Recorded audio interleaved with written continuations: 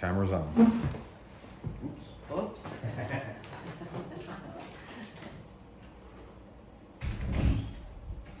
So, I sent you an email before this. I don't know if you have a chance to look at that at all. But What, it's just- today? Yeah. Oh, no, I No, that's didn't. okay. We can, it's just about some of the questions. So I added a few more questions. Okay. And I changed some of the other ones. All right. So, You want me to get my phone out and look at that? I mean, I can show you. Mine. Okay, fine. So let's just see here. Okay. Mm-hmm. Yes. Mm-hmm. This Mr. Coyne wanted a little more background. Yes, yourself and these are things that I can certainly talk about. Yeah. Uh-huh. Okay. And it's just a little bit more in depth about Uh-huh. school in particular. Just more questions, and I mean we can skip one if that doesn't sound good, or you want to talk about something else. I'm certainly open to that. Okay. Yeah, we'll start. We can start at the top and see how it's going. So you want me to start talking about myself? Well, first I gotta. Oh. Mr. Coyne wanted me to ask you once again, is it okay for me to interview you? Yes. Yes. And then he wanted me to say my relationship to you. So I was Doctora's advisor sophomore year, and Doctora was my Spanish teacher freshman year. So that's the relationship here. And then Yes. I'm good to start if you're good. All right. Okay. So tell us a bit about yourself. Well, I think that my past, my background, my growing up is somewhat different than a lot of people, because I grew up in a house where my father, although born in the United States, he went to China when he was 7 months old and grew up in China, and all his sisters were born in China because his father was a medical doctor and a missionary for the Methodist Church. And my mother, at about the time of the Depression, could not find any jobs here in the United States, and she was a musician, a violinist, who had studied in Brussels Conservatory, and where she found a job was in China at this American school, and she met my father. And so our house was filled with things from China. And I, perhaps because of that, had a curiosity about the world. And I started school in New York City, in Queens, and in our small elementary school, there were 2 rooms, if I remember correctly, that were devoted to kids who had polio. So I lived in New York City during the height of the polio epidemic, and my mother wanted, I had a brother and a sister by then, and my mother wanted to take us to see a lot of things, but we couldn't go out in crowds. Does this remind you a little bit of COVID? Mm-hmm. And so my father didn't like to have a boss, so he was always looking for a job, although he was an engineer, and engineers usually have bosses. So he decided if he owned a farm, then he wouldn't have a boss. So we moved to Lancaster County, Pennsylvania. We had a small farm, a chicken farm, which does not make enough money to feed 3 children and 2 parents. So my father went back to engineering jobs. And I went from New York City public schools to a 1-room schoolhouse in Lancaster County, and which had an outhouse and a potbelly stove and 6 grades all in 1 room. And I spent the 3rd, 4th, 5th, and the beginning of my 6th grade there. And I remember one of the books, the social studies book that probably was published in the 1930s that we had, there was a picture of Eskimos, and these were black and white photos, and I was just taken by another culture and a different way of living. And of course I had heard about people in China in the early 1900s and how women's feet were bound so that they could stay at home, and lots of stories. And I was fascinated by the way other people live, and I wanted to know more about that. Then I came to the suburban Philadelphia, and I was, because my father had yet another job, they tell me that perhaps I am very adaptable because of my father moving to different jobs, and so the family, we just went with him, you know. And it was there that I graduated from a public high school, but a very good public high school where most of my friends all went on to college also. And you know, since my grandparents were both medical doctors, I just presumed always I would go to college. And then I began to meet people whose parents and grandparents had never been to college. And I thought, oh, I've just always thought, you know, I'll go on to college and on to graduate school maybe. And I was taken aback that not everybody went on to college. I guess I was very naive. That gives you some of my background. So how did you get into languages in particular?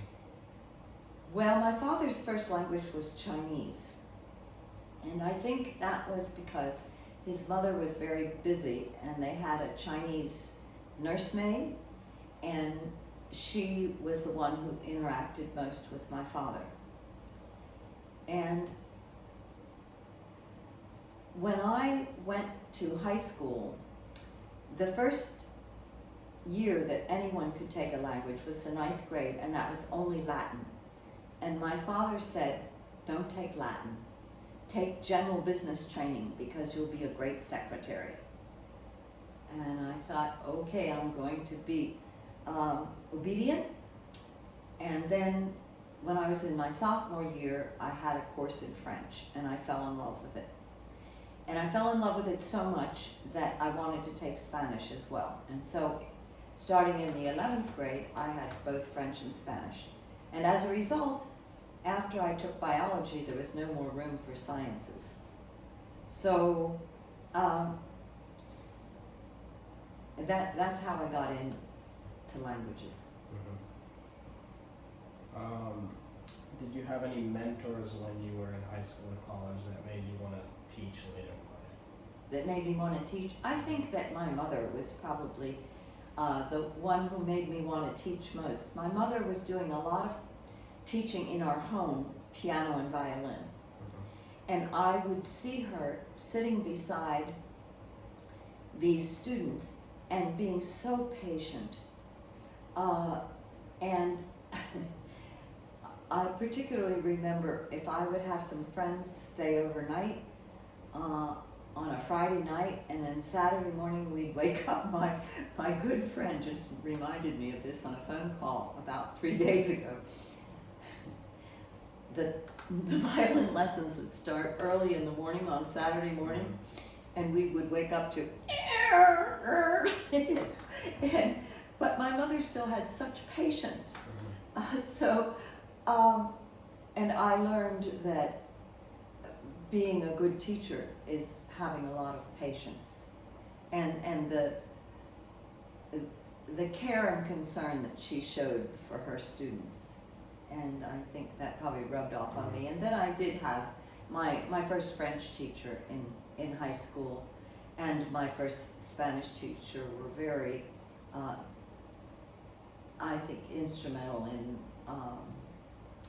providing models for me. Mm-hmm. So when you were looking for a teaching job, what made Shadyside an attractive opportunity? Well, Shadyside, when I first began at Shadyside, there were no girls, and so my daughter wouldn't have the opportunity to go to Shadyside. Nevertheless, the year after I began, they began to accept girls in the senior school. And I could see readily that the classes were small, and I was in the middle school when I began, and in a tiny, tiny classroom with all 8th grade boys, and they were curious, and I was so full of my languages, and they were eager students, and it was that way all along. How was Shadyside different than any other schools you worked at? The first school I worked at in Baltimore was all girls, so that was very different. And actually the second school was Central Catholic here in Pittsburgh, and that was all boys. And then the third school that I worked in, Penn Hall Academy, no longer exists, and it was co-ed. So they were all what you might call not public schools, and but Shadyside had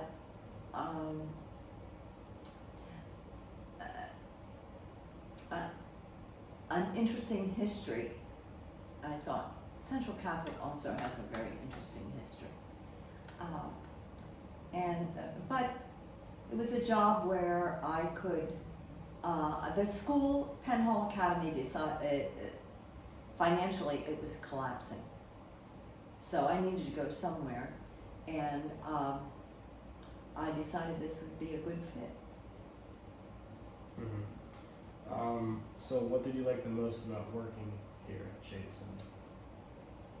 Curious students, students who have, for the most part, been raised with the social graces. Right. Polite students. Oh, when I first started at the middle school, when a teacher entered the room or a member of the administration entered the room, all the boys had to stand up, and they had to wear blazers and ties every day. That changed very soon after I left, but mostly I think I would say students who were good at heart. What did you like the least about working here? I don't think there was anything that I liked the least. Of course, and I enjoyed everything. I mean, there's always the drudgery of correcting papers and working late into the night, and that I spent many hours, not only in the classroom, but correcting papers. In a few words, can you describe how you feel about Shadyside? I feel it was a wonderful experience. I feel very fortunate for having had a 47-year stay at Shadyside Academy. Students continue to stay in touch with me, and colleagues continue to stay in touch with me, and it's a very rich part of my life. So, in particular, how did the change to a co-ed education here affect your experience? Well, when I came to the senior school, which was in 1978, September of 1978, girls had already been coming here for a couple of years, and I noticed that in contrast to my experience at Central Catholic, which was also a high school and only boys, that the boys here now at the senior school were very curious about the girls and wanted to be, they didn't want to greet each other by slamming packs of books down on their friend's head, which seemed to me to be a token of affection within the boy and boy community. How would you say the culture of Shadyside has changed over the years? Well, certainly the dress code has changed, and as I mentioned before, when I first began in the middle school, the boys wore coats and ties. And here in the senior school as well, I would say that the dress code has definitely changed.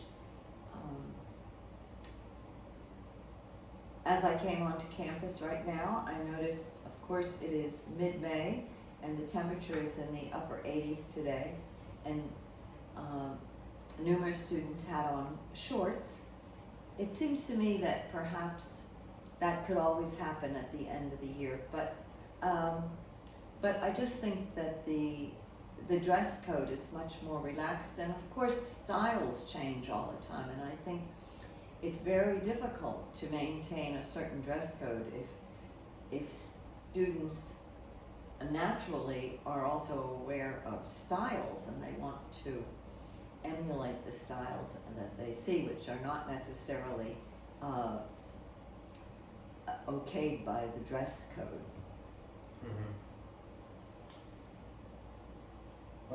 Was there any specific faculty or colleagues that helped you transition to Shadyside, or are in particular?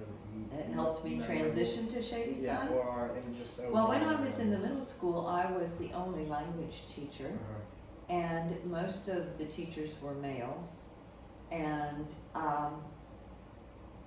just everywhere, very friendly, and here in the senior school as well. Just the warmth and friendliness of my colleagues, and a willingness to share and give, and that we're all in this together, and always what I much appreciate is a sense of humor. What were some memorable moments in your teaching career here?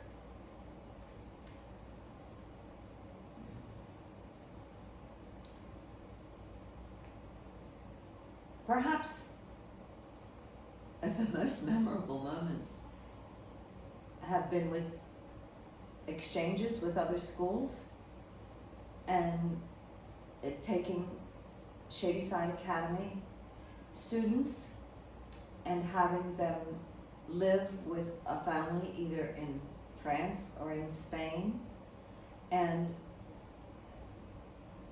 to have the students begin to realize the subtle differences in how your culture shapes you,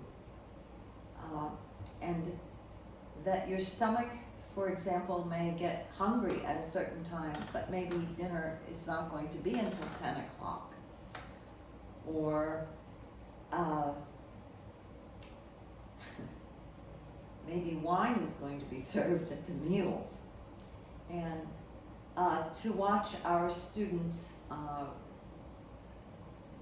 begin to realize that there are other ways of, as we say in the anthropology world, being and doing.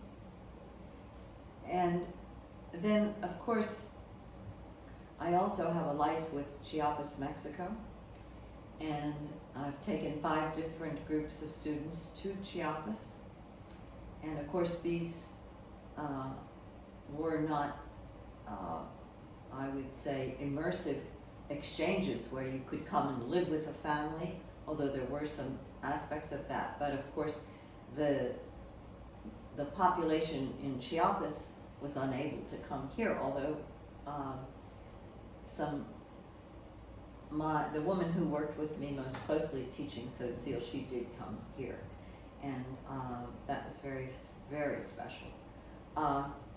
But one of my students that I took to Chiapas, and we did spend a night living up on top of a mountain in a mud hut with a family that really I've become a part of.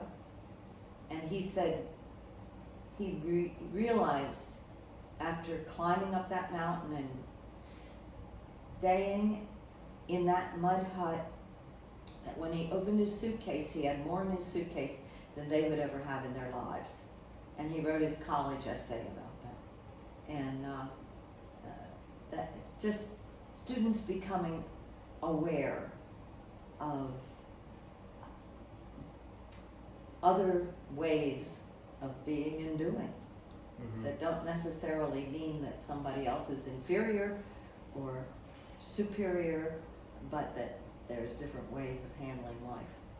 So how would you say the foreign exchange program has developed since your start here? When I first began the exchanges,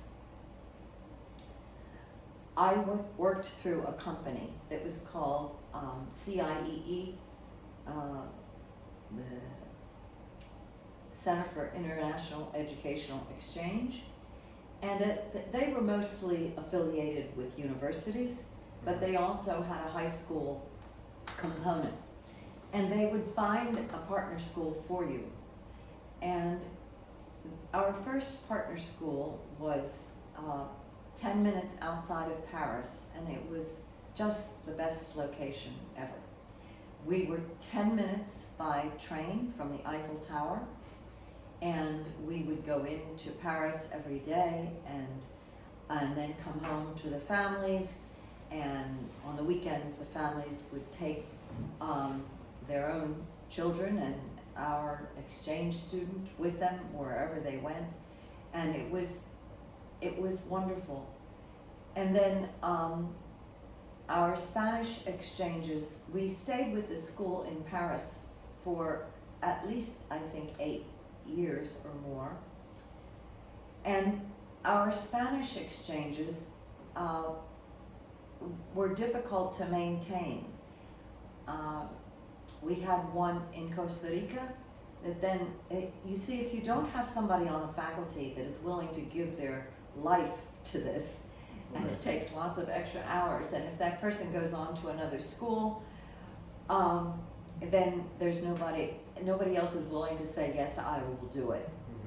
And we had one in Costa Rica, we had one in the Canary Islands, we had one in Pamplona, we had one in Madrid that lasted for a long time, and apparently now is no longer functioning. And then after 9/11, things really changed. But at Shadyside Academy, before that happened, the head of Shadyside Academy said, I would like you to include a new person in your department. And this person majored in Italian and teaching English as a second language. And I said, well, we don't teach Italian or English as a second language.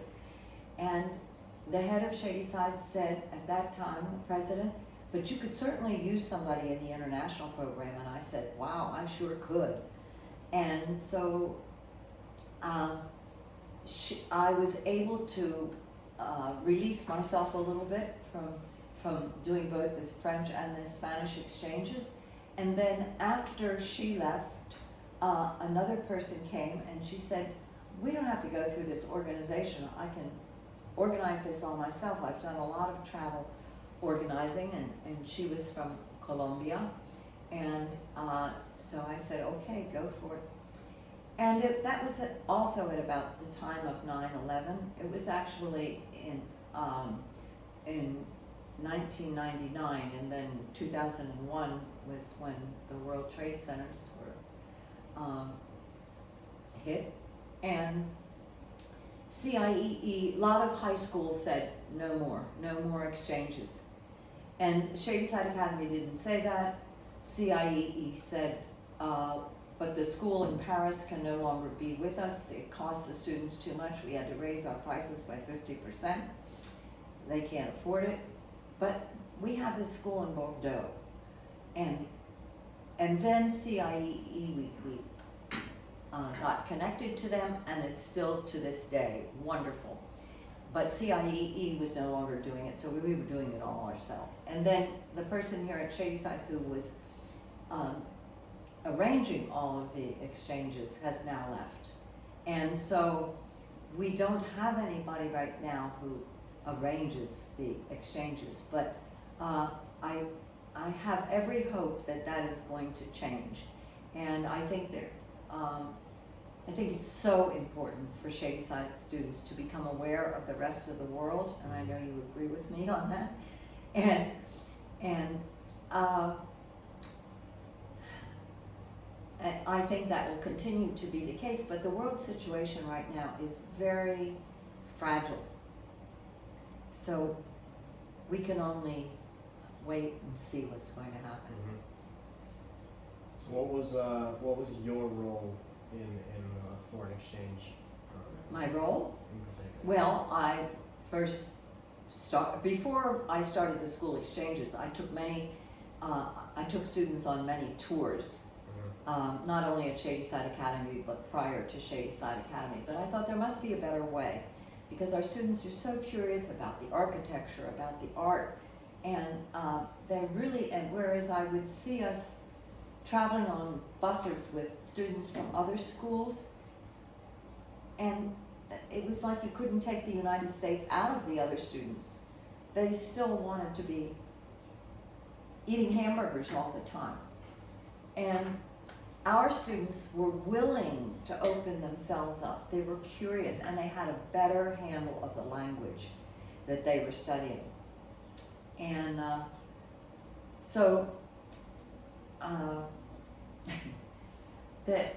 I must also mention our exchanges with China. We've had a few different schools with China, but my being able to go to China and to cement our first relationship there was really very special for me, and I was treated like royalty there.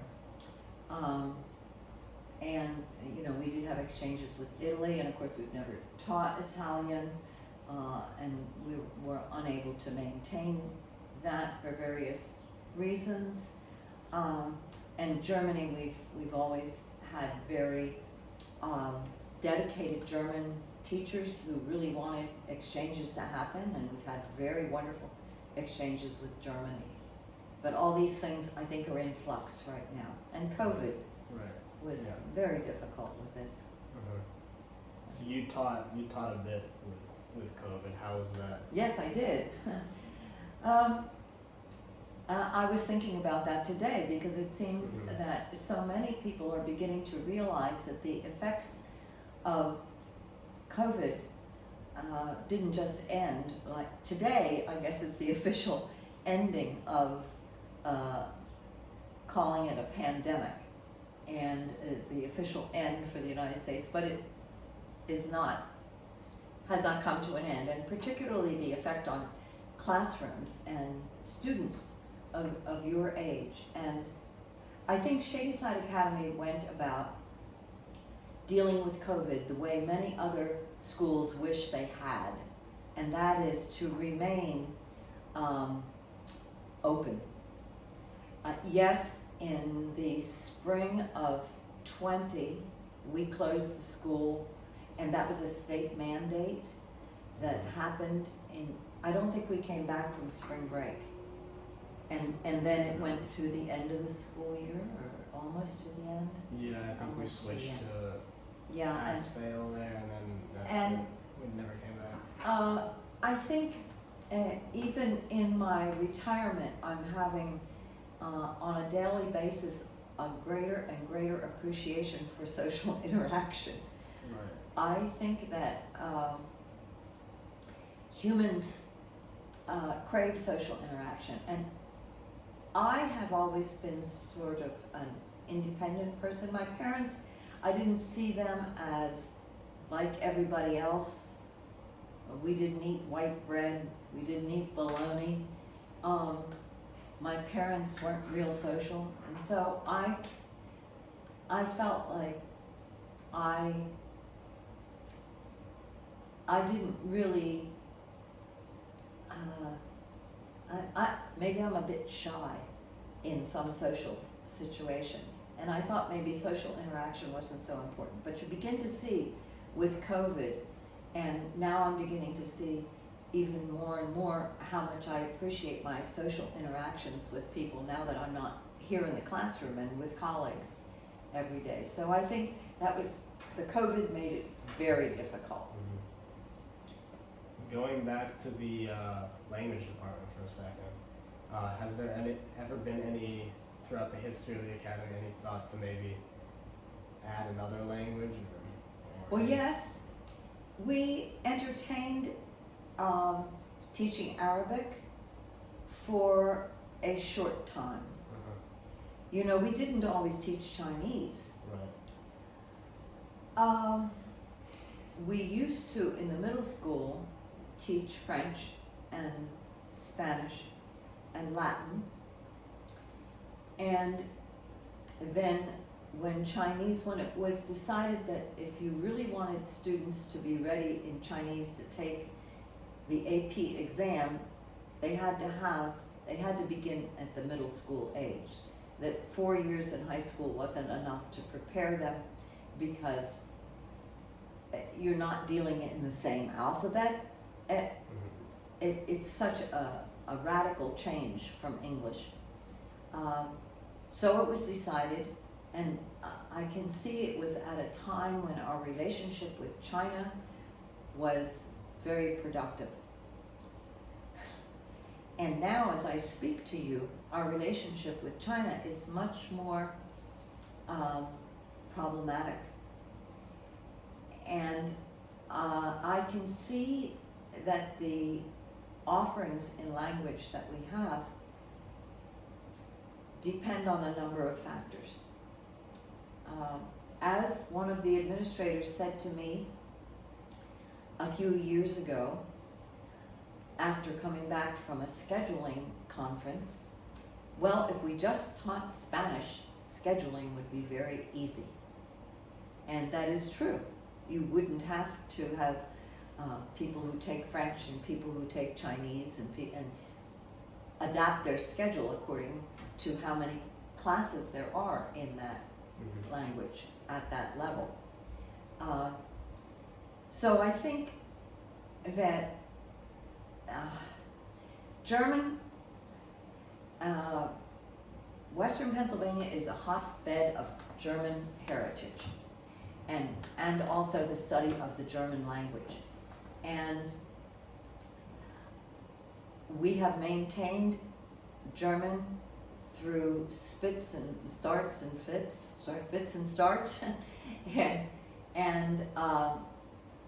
I think there's administratively always a question as to whether we should maintain German. In my 47 years here, I went through 3 different times when they were deciding not to have German.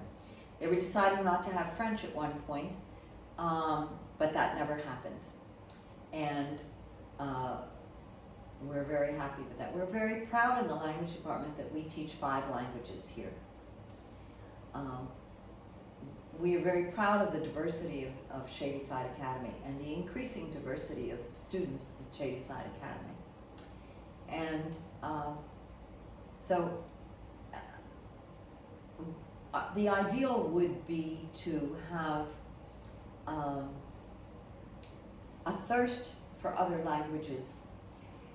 We did teach Russian at one point.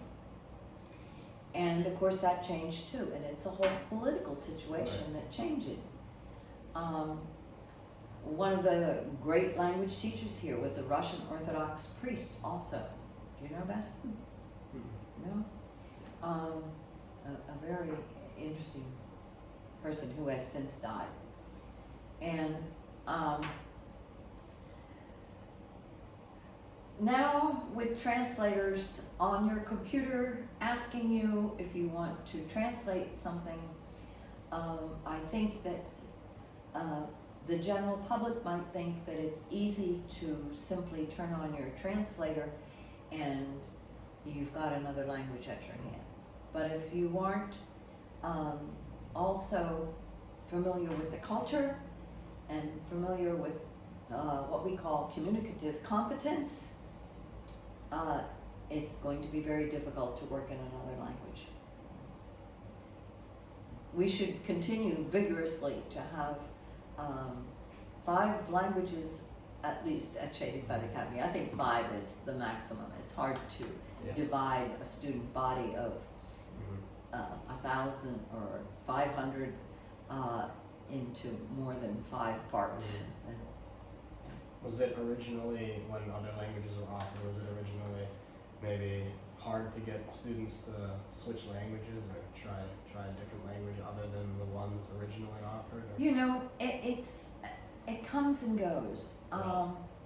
And let me tell you that this teaching at Shadyside Academy is so special to me because most of my students are fully aware and have traveled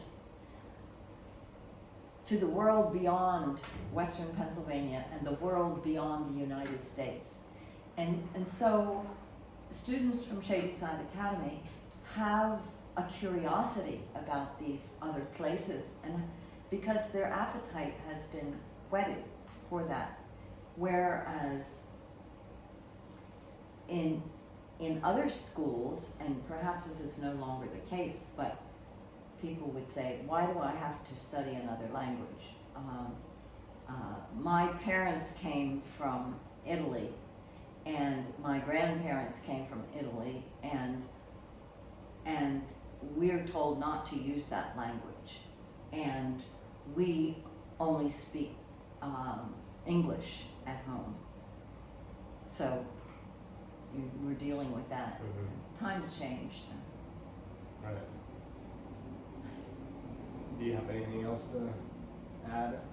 No, but In particular? I think your case with speaking Russian at home, you're speaking Russian at home, and being brought up bilingually, I think that makes you a very interesting person. Yeah. Thank you. So I'm curious about all those questions for you too. Yeah. Okay, Thank you. well, thank you. I don't have anything else. I Okay. have questions, so. Have a wonderful weekend. Yeah, you too. Thank you. Thank you very much. Thank you for being part of this. Well, I guess, do you get to see this? I should get to see the first few clips that go up. Mr. Coyne was saying maybe this summer or I see. sometime next year they could go up, and I look forward. And when to do you seeing go to it. school? I mean, like Oberlin Just school. starting college, just at the end of August, like about the same time that I would start. Well, I wish you the very best. Yeah, I thank can you. just picture you there since I Yeah. have been there, and enjoy. Thank you. For sure. And they teach Russian at Oberlin? They do. They have a Russian department. So I'm planning to do a lot of classes there, and then the Spanish department as well. Keep Fabulous. Keep furthering my Spanish. Fabulous, fabulous. Yeah. Well, you've had a great tutor Yeah, in your Spanish. for sure. Yeah. And are you still, did you still continue with Terry Haas this year? Oh, you didn't have Spanish this year, did you? For high school? Yeah. I had Spanish. Oh, good. I have not seen Miss Haas in a bit.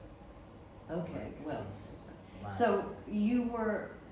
you were in Senorita Basta's class, Yeah. and did you enjoy that? Yeah. Good. Good. I mean, I always enjoy language class. Yeah, wonderful. It's one of my favorite Wonderful. classes. So yeah. That's great. Oh my. Okay. Yeah. Well, I wish you the very, very best. Thank you. Shake your hand. All right. You gonna do anything special this weekend?